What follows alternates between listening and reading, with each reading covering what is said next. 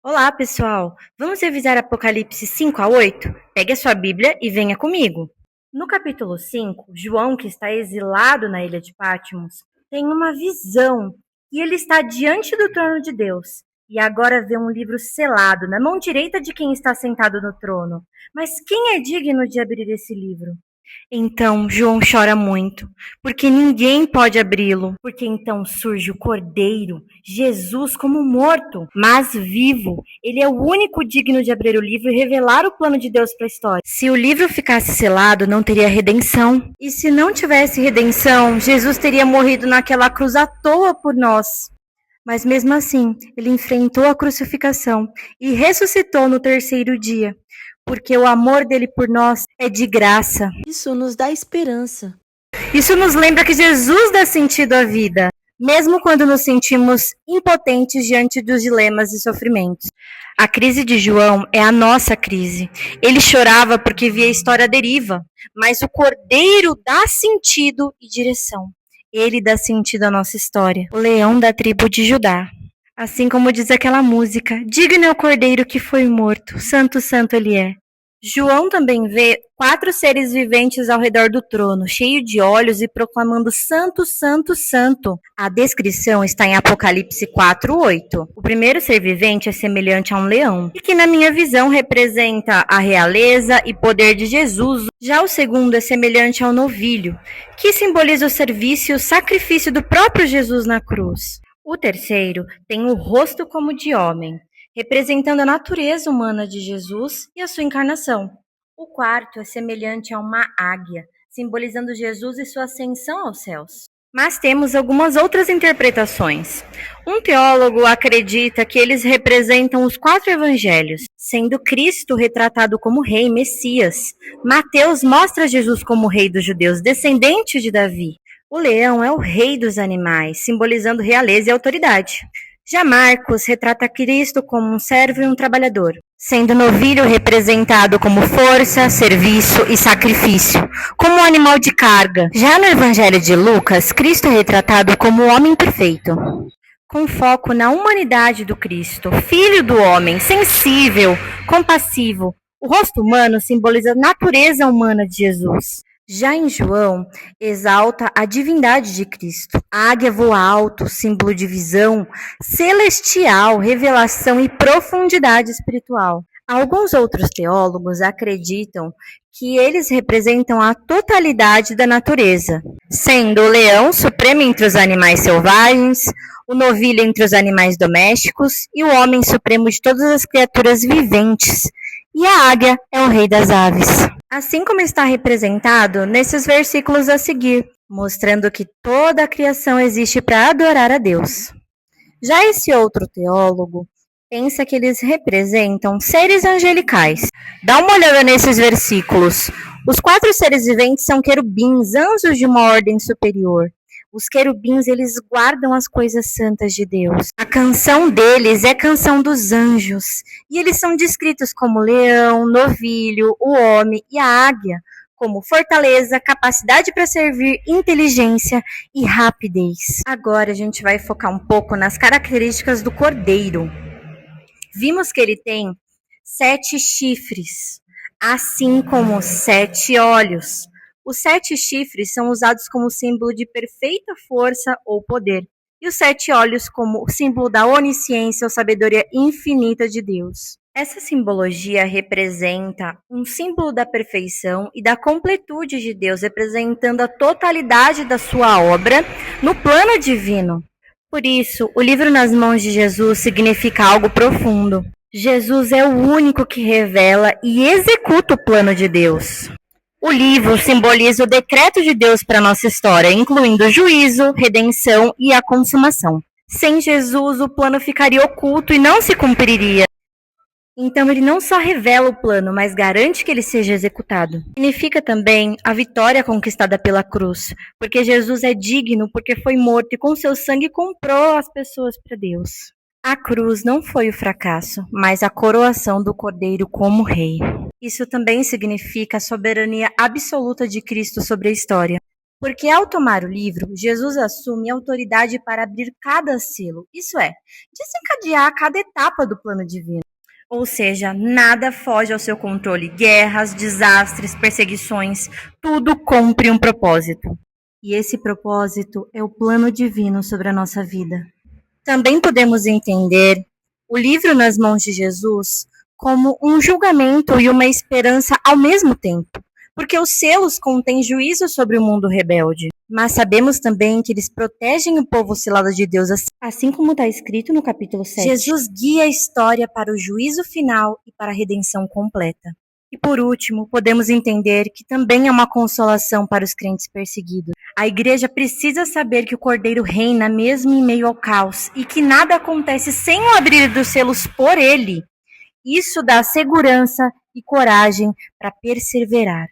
Então, até aqui, vimos Jesus glorificado entre as igrejas em Apocalipse 1-3, o trono de Deus no céu em Apocalipse 4 e a entronização do Cordeiro como o único digno de abrir o livro em Apocalipse 5. Agora, com o abrir dos selos, inicia-se a revelação dos juízos que se abaterão sobre a terra. Então, Jesus começa a abrir os selos. Os 4 primeiros revelam os cavaleiros, símbolos das forças que atuam no mundo, sendo o primeiro o cavalo branco, demonstrando triunfo e vitória. Alguns históricos reformados e muitos amilenistas costumam ver Cristo no cavalo branco, ou seja, a vitória do Evangelho. Mas alguns dispensacionalistas e futuristas veem o anticristo ou engano apocalíptico, que é o início da tribulação. Vamos pensar no cavalo branco como Cristo. William Hendrickson argumenta que em Apocalipse 19, Jesus também aparece num cavalo branco como conquistador, indicando a vitória do evangelho ao longo da história, o plano de Deus avançando apesar dos outros juízos. Agora vamos pensar no cavalo branco como falso Cristo, o anticristo ou engano. Eles se baseiam no fato de que os outros cavalos trazem juízo e destruição. Então, o primeiro selo também seria um juízo, começando com o engano religioso, assim como diz em Ezequiel 14:21. Mas em Apocalipse 13 mostra a besta enganando o mundo, que poderia ser antecipada aqui. E Jesus mesmo avisou em Mateus 24 que falsos cristos viriam. Mas também temos outras interpretações. William Barclay acredita que o cavalo branco simboliza as conquistas militares, representando o poder militar do Império Romano e de outros impérios. Então o cavalo branco seria a montaria dos reis vencedores, e o arco uma força bélica. E a ideia é que a conquista militar traz tragédias para a humanidade. Já George Led acredita que o cavalo branco simboliza a pregação do evangelho, a vitória espiritual mesmo em meio às perseguições. E o evangelho sendo proclamado no mundo inteiro, como diz em Mateus 24:14. Então a ideia seria que Cristo avança conquistando corações com a sua mensagem. Mas depois de tantas interpretações, e agora? Qual será que é a mais aceita? Vamos deixar claro que as palavras só podem aplicar-se a Cristo. Branco, coroa, saiu vencendo e para vencer. O primeiro selo não traz nenhuma maldição. Então ele está totalmente de acordo com Apocalipse 19, de 11-16, onde a descrição é incontroversa. Esse texto também está de acordo com o tema geral do livro, que a vitória é de Cristo. Ele é o leão da tribo de Judá que venceu em Apocalipse 5:5. E a espada do cavaleiro branco está de acordo com Mateus 10:34. Cristo vence com a palavra, vence com o evangelho. E assim damos sequência ao segundo selo, que é o cavalo vermelho, em que a descrição é guerra e derramamento de sangue.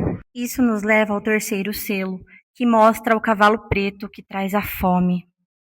Já a abertura do quarto selo mostra o cavalo amarelo, com o seu cavaleiro se chamando Morte, ou seja, a morte física e espiritual, porque ele traz consigo o inferno. Com a abertura do quinto selo, vemos as almas dos mártires clamando por justiça e sinais cósmicos, anunciando o juízo. Mas quem são esses mártires? São pessoas que morreram como testemunha de sua fé em Jesus Cristo, sofreram perseguição e morte por se recusarem a negar sua crença. Eles clamam por justiça, eles não pedem por vingança pessoal, mas sim uma manifestação da justiça divina e da consumação do juízo. Então eles ouvem, repousem mais um pouco no versículo 11. Essa resposta nos mostra que Deus tem um tempo determinado. Ele não esquece o sangue dos seus servos, porque o tempo do juízo ainda virá. Enquanto o mundo celebra perseguição, o céu veste os mártires com justiça. Há um limite para o mal. Ele tem um tempo determinado. E mesmo que a injustiça pareça vencer, ela tem um prazo de validade. Pensando nessa cena, vamos refletir. Como essa cena te dá esperança diante da injustiça do mundo? Então o sexto selo será aberto e nele terão sinais cósmicos. As pessoas aterrorizadas, elas não veem o Cordeiro de Deus como aquele que deu a vida pelo pecado humano, nem Deus como aquele que enviou o seu filho para morrer na cruz, assim como Apocalipse 6, do 16 ao 17. A ira de Deus não pode ser interpretada como um ódio rancoroso ou vingança pessoal, porque é, na verdade, a resposta santa de Deus ao pecado não arrependido, que é a causa da miséria e do sofrimento que os humanos trazem sobre si. Com esse final, achamos que não tem solução, mas no capítulo 7 traz a resposta consoladora. Isso podemos dividir em 2 blocos, sendo o primeiro, selagem dos servos de Deus, que está no capítulo 7, do 1 ao 8. O segundo bloco seria a grande multidão em volta do trono, escrito em Apocalipse 7, do 9 ao 17. Por isso, temos 2 cenas distintas. Isso acontece porque Apocalipse é um livro de visões paralelas, necessariamente cronológicas. As 2 mostram o mesmo povo, em 2 momentos, luta protegidos e na glória como vitoriosos. A cena na Terra mostra a proteção espiritual do povo de Deus antes do juízo. Seria entre o 6º e o 7º selo. 4 anjos seguram 4 ventos, leste, oeste, norte e sul. Sendo os ventos símbolos do juízo, eles estão impedindo que os ventos sejam soltos até a selagem dos servos de Deus. Porque o selo é sinal de proteção espiritual, proteção divina e preservação em meio ao caos. E o texto fala que são 144 mil, mas você sabe o que significa? Vamos lá fazer a conta. Esse número já sabemos que ele é simbólico. Mas ele é construído a partir da seguinte lógica. Sabemos que o número 12 representa a totalidade e a plenitude do povo de Deus. Então seria 12 tribos de Israel representando o povo de Deus no Antigo Testamento. E 12 apóstolos representando a igreja no Novo Testamento. Ou seja, quando multiplicamos as 12 tribos e os 12 apóstolos, temos o número 144. Que seria representado como povo de Deus em todas as épocas. Mas então por que multiplica ele por 1000? É isso que a gente vai ver agora.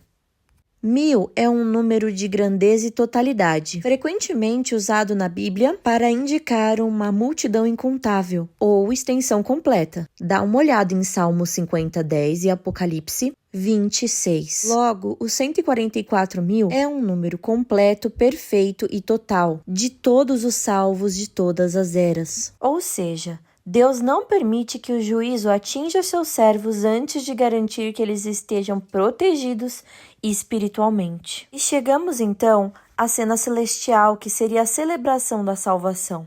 Porque a cena no céu mostra o povo de Deus após a tribulação, em glória e vitória diante do trono. Ou seja, após o juízo. Porque agora João vê uma multidão incontável de todas as nações, tribos, povos e línguas vestidos de branco, com palmas nas mãos, simbolizando celebração e honra. E essa multidão louva o Cordeiro e é identificada como aqueles que vieram da grande tribulação, mas foram lavados e purificados no sangue de Cristo. Deus promete pastoreio eterno, lá no versículo 17, dá uma olhada, o fim do sofrimento e que ele enxugará dos olhos toda lágrima. Qual que é a lição-chave disso? Aqueles que foram selados e permaneceram fiéis, agora estão em glória, louvando o Cordeiro com alegria. O primeiro grupo está na terra sendo preparado e protegido. O segundo grupo está no céu celebrando a vitória. O capítulo mostra que Deus cuida dos seus antes, durante e depois da tribulação. No capítulo 8, quando o 7º selo é aberto, há silêncio no céu por cerca de meia hora. Esse silêncio representa uma expectativa solene, respeito diante do juízo que se aproxima e a dimensão sagrada desse momento. Então um anjo oferece o incenso com as orações dos santos sobre o altar de ouro, e as orações sobem a Deus, mostrando que ele ouve o clamor. Depois, o anjo enche o incensário de fogo do altar e lança na terra, causando trovões, vozes, relâmpagos, terremotos.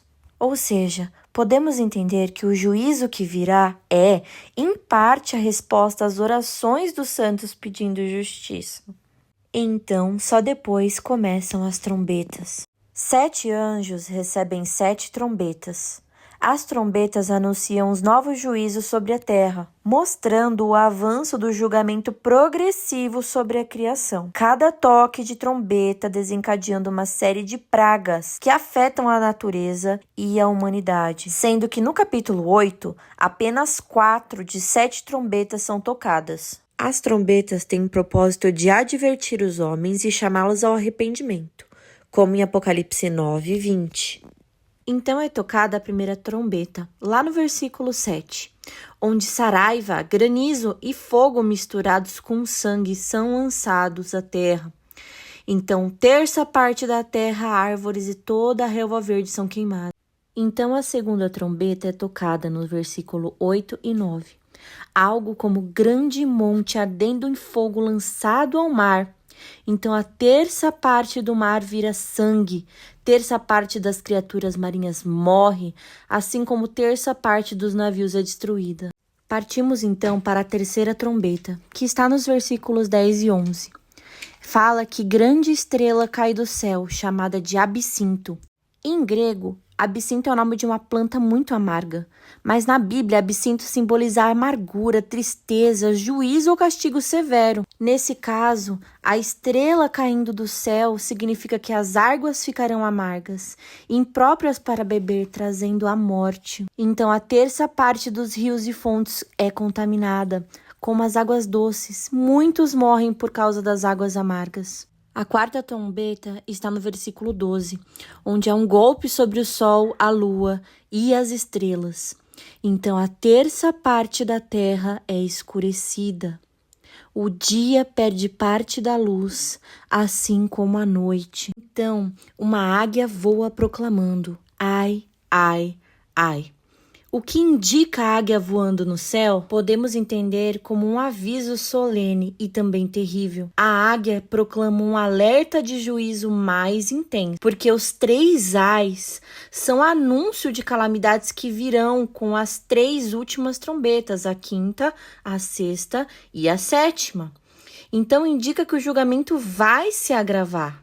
Também tem a ênfase tripla, que seria uma gravidade extrema, ou seja, esse é um aviso sério, certo e extremamente importante. A águia também é um símbolo de visão e altura. A águia voando do alto vê tudo, simboliza alerta, vigilância e proclamação universal. Seu grito ecoa por toda a terra sem ninguém poder ignorar. Nada escapa a esse aviso, é global. Ai, ai, ai dos que habitam sobre a terra. Prontos para descobrir o que vem depois? Eu garanto que é de arrepiar.